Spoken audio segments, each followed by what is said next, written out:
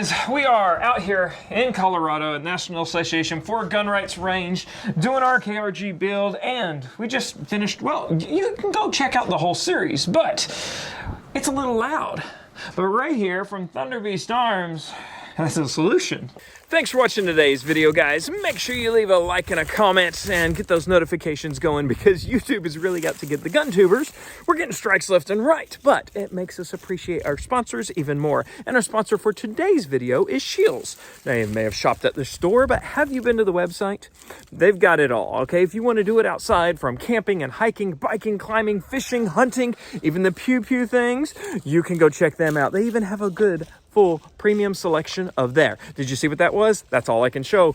You just have to go to the link tree over there. We'll have a link for Scheels. Thanks for watching. Now let's get on with the video.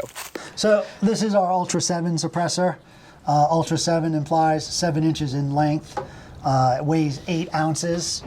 It is a sound moderator. It's very light. It's very strong. This is a tubeless design, so this is just a bunch of baffles welded together, but we finish a little different than a lot of the other companies. At Thunder Beast, our main thing since we started has been precision rifles. Right. It doesn't matter how quiet you make something. If it affects the accuracy of a precision rifle negatively, then it's useless. Yeah, what's the point, right? It's just not interesting at all. We build everything from the ground up with precision in mind. We hold extremely tight tolerances. Most suppressor companies, they weld their baffles together, and then they wire EDM the bore when they thread.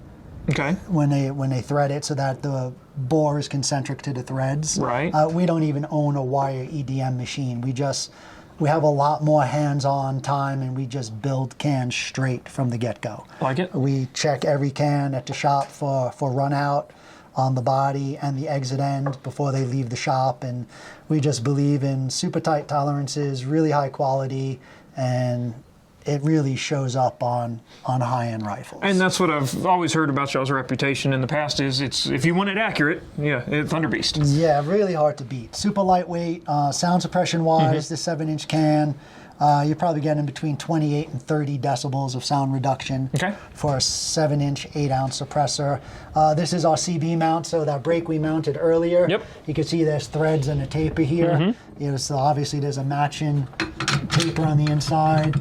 You just thread the can on so it hits that taper, and you don't have to refit, but you put it on hand tight.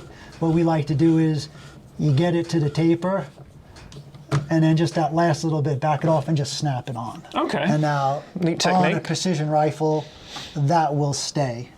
You don't have to worry about it backing off at all. Super accurate, super repeatable. If you have a half-minute gun or a quarter-minute gun here, you should be able to take the suppressor on and off between each shot, shoot a 5-shot group, and your group should not open up at all. But as far as point of impact shift from suppressed versus unsuppressed, now that is a function of how this barrel reacts to hanging 8 ounces on the end of it. Gotcha. Just like those barrel tuners work that you see, you know, where you have little weight that you can turn, and it moves the weight. Some barrels, it makes no sense. Fat barrels, skinny barrels, each barrel is its own creature and reacts differently to hanging a weight on the end. Typically, we see minimal point of impact shift because our suppressors are so light. Yeah. But what really counts is that when you zero suppressed, right? Once you zero with this can on, we'll shoot and we'll see where this goes from your unsuppressed zero.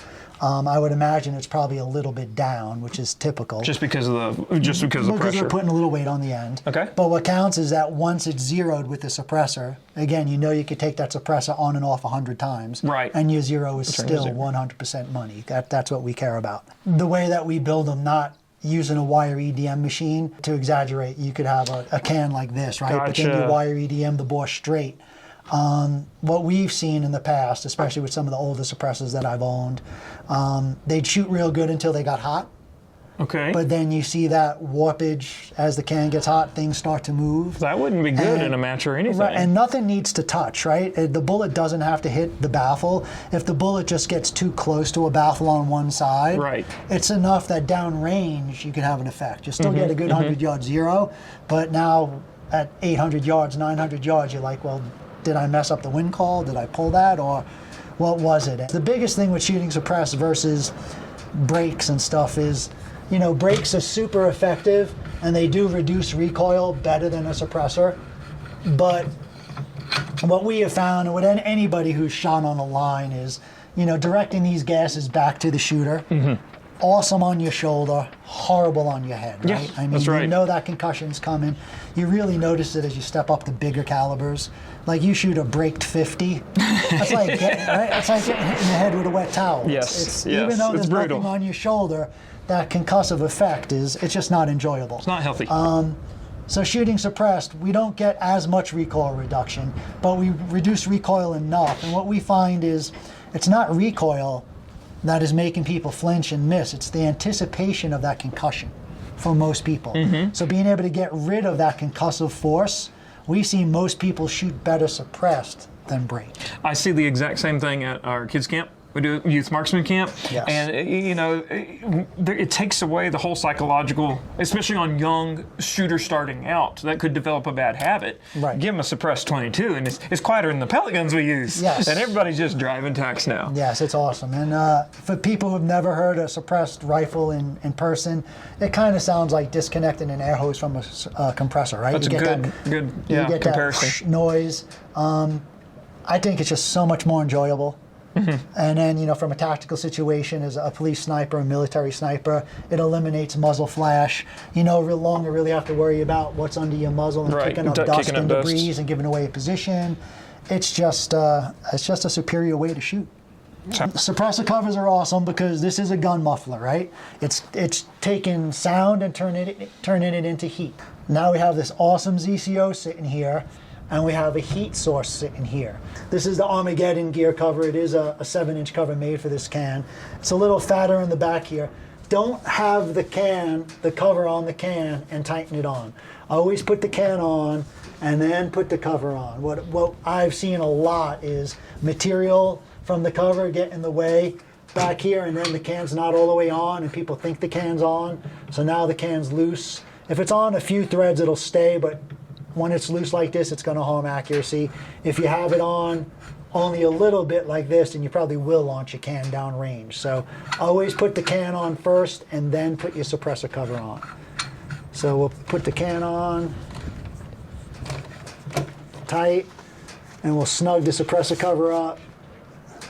And now we have a mirage mitigation system in place, and we'll let you shoot another group. Let's do it. I don't have my ear pro on now, so this is nice. Look at that, right at the tip of the diamond. So Yep, what's that, yep. half-inch high? Going again. Do it again. Same hole.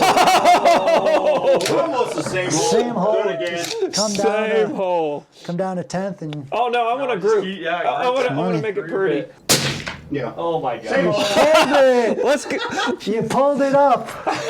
You opened it up. Come down 2/10. You come down 2 clicks. 2 clicks. See, it went up. You just never know. Yeah, that we all expected it to go low, didn't we? Oh, that was right in the same So hole. that's the same hole as So the I'm gonna other bump shot. it up just 1 click, just so we only.